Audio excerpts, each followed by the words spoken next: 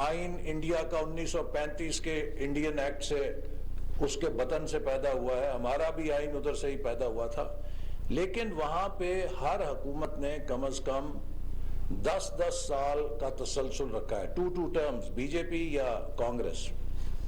اسی طرح آپ ملیشیا میں چلے جائیں، وہاں تو اور طویل عرصہ امنو پارٹی کا رہا۔ سنگاپور میں لی کوان یو کا 31 سال کا ٹینیور تھا۔ جاپان میں تقریباً 90% ان کی تاریخ میں ایک ہی پارٹی کی حکومت ہے، پالیسیز کا تسلسل تھا۔ چائنا میں 1949 سے پالیسیز کا تسلسل ہے۔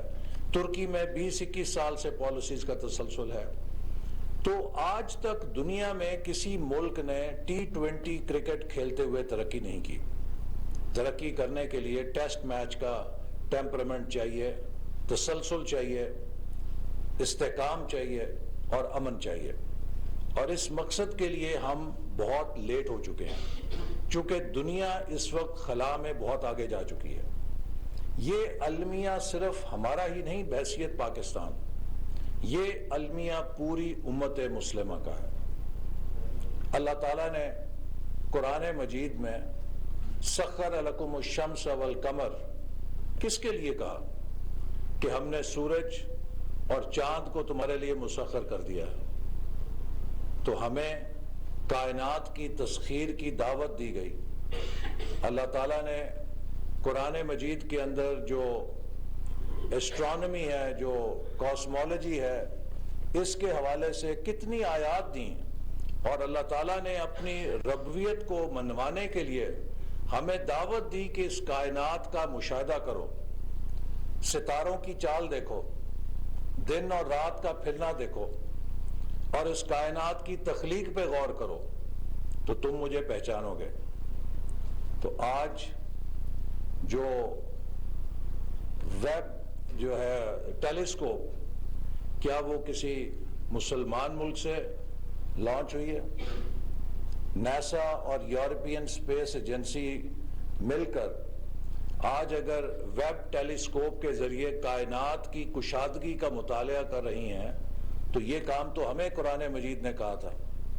تو کیا اللہ تعالیٰ ہم سے صرف نماز روزے کا پوچھیں گے، یا یہ بھی حساب ہوگا کہ تمہیں میں نے تسخیر کائنات کا بھی حکم دیا تھا، تو تم ہاتھ پہ ہاتھ رکھ کے کیوں بیٹھے رہے اور دوسری قومیں تم سے کیوں آگے نکل گئیں؟ ایک جو گولڈن پیریڈ تھا ہمارا، اس وقت چاہے ابن یونس تھے یا الخوارزمی تھے یا دوسرے ہمارے نامور سائنسدان تھے، انہوں نے اس کائنات کے اوپر غور و فکر کیا اور ایسٹرانومی کے اندر گراں قدر علم میں اضافہ کیا، جو کہ انہوں نے پیرامیٹر سیٹ کیے۔ آج بھی ایسٹرانومی انہی کلیوں کی بنیاد کے اوپر آگے چل رہی ہے۔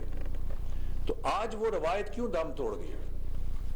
میں سمجھتا ہوں کہ یہ وہ بڑا سوال ہے کہ جس پر ہمیں غور کرنا چاہیے، اور اس کے لیے میرے نزدیک اقبال نے ایک بہت ہی اچھا جو نچوڑ کھینچا تھا، وہ میں تقریباً ہر اس تقریر میں ضرور اس کو دہراتا ہوں، کہ اقبال نے کہا کہ آتی ہے دم صبح صدا عرش بری سے، کھویا گیا کس طرح تیرا جوہر ادراک، کس طرح ہوا کن تیرا نشتر تحقیق، ہوتے نہیں کیوں تجھ سے ستاروں کے جگر چاک۔ اور پھر آگے کہتے ہیں مہرو مہو انجم نہیں محکوم تیرے کیوں، کیوں تیری نگاہوں سے لرزتے نہیں افلاک۔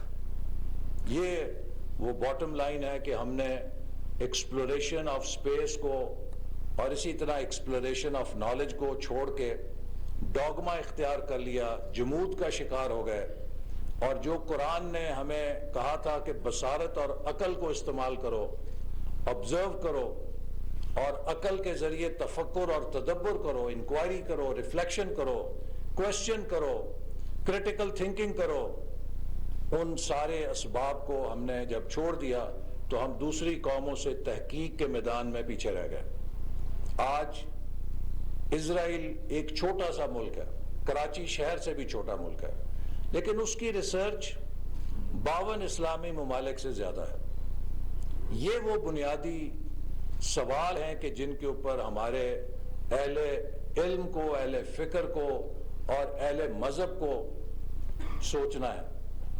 ہمارے پاس فتووں کی کمی نہیں ہے، ہمارے پاس فتووں کے لائبریریاں بھری ہوئی ہیں، لیکن ہمارے پاس نوبل انعام لینے والی ریسرچ کی کمی ہے، اور جب تک وہ نہیں آئے گی تو ہم شاید اپنے پیروں پہ کھڑا نہیں ہو سکیں گے۔